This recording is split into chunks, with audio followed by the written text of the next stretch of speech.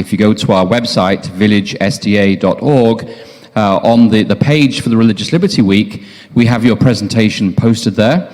And so people can download it for free, and they can take home examples of all these examples of critical thinking and how to respond in a thoughtful manner when we hear fallacious or incorrect assumptions or assertions coming our way.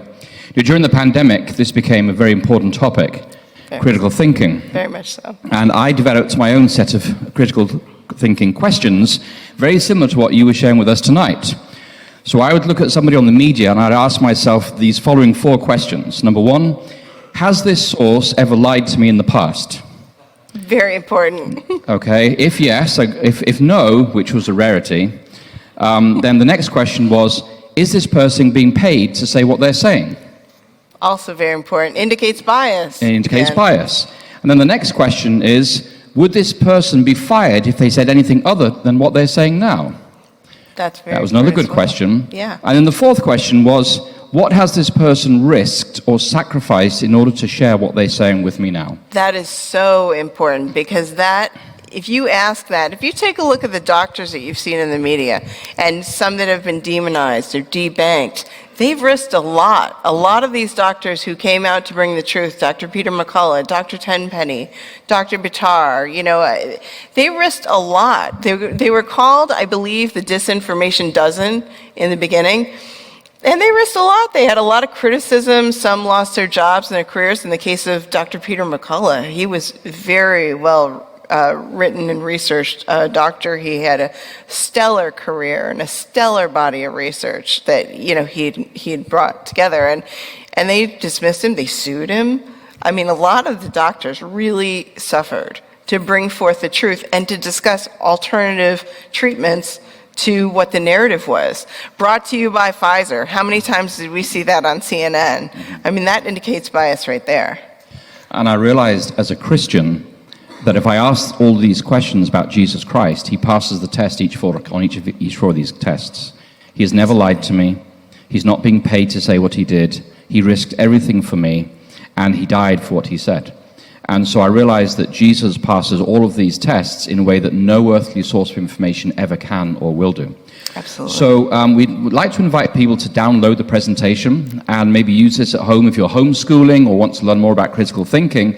It's a great resource. But I'd like to ask you, Sister Tompkins, for people who are raising children, do you have a helpful tip on how to nurture critical thinking skills among children? Well, I think with kids, there's so many games you can play to bring out, to make them think deeper about what they're being told or what they're being shown or what they're reading. And kids have such a natural curiosity for things. It's very easy to just tease that out and let them run with it, because they will run with it. They'll create all kinds of scenarios in their heads. Oh yeah, I didn't think of that. And then that's a way to encourage critical thinking, I think. The way my father encouraged critical thinking with me, we were always taught to question authority. Don't accept what you're being told at face value. Think about it. What do you think about it? Do you think that they're right? Do you think maybe they're not right?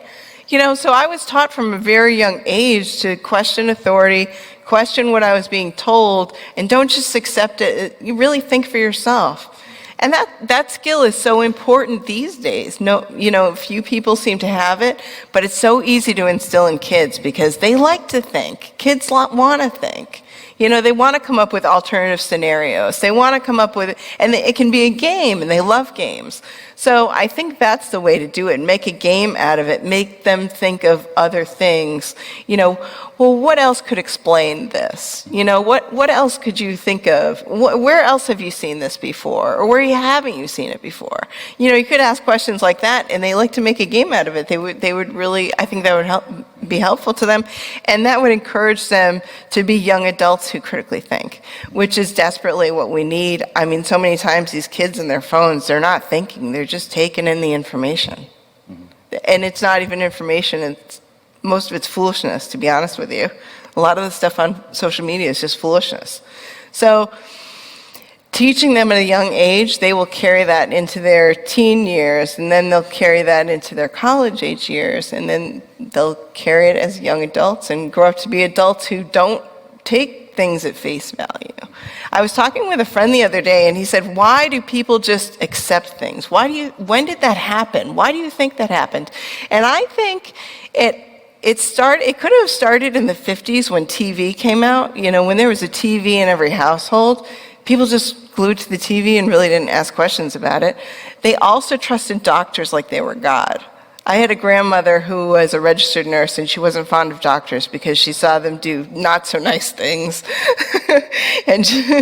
So as a nurse, she really had to distrust for doctors, but patients didn't. Patients thought of doctors as if they were God. Many people still do, when they could be thinking, well, how else could I attack this health problem that I'm having? Is there another way? Like these doctors that have been criticized unfairly, you know, they, from the beginning, were looking at other drugs that we've used before and possibly repurposing them. Dr. Stella Emanuel, she was looking at that from the beginning. How do we repurpose these drugs that we know have worked for other things? It was known before, even the NIH knew that hydroxychloroquine was used with SARS-2, and they knew that was an effective treatment for that, and they buried that. So one of the things I found helpful in my experience of life is I always want to read the source document. Mm-hmm. And so if somebody says, oh, that's a cultural Marxist view, or that's a Christian nationalist view, I want to go and read the original book, the original ideas for myself, because oftentimes people misrepresent it for the argument they're making. Mm-hmm. And if I want to know what Karl Marx said, or if I want to know what Jesus Christ says, or if I want to know what any of these historical figures say, I want to read the original words myself. And then I can come to my own conclusion without it being filtered through somebody else's biases and prejudices and the argument they want me to accept it.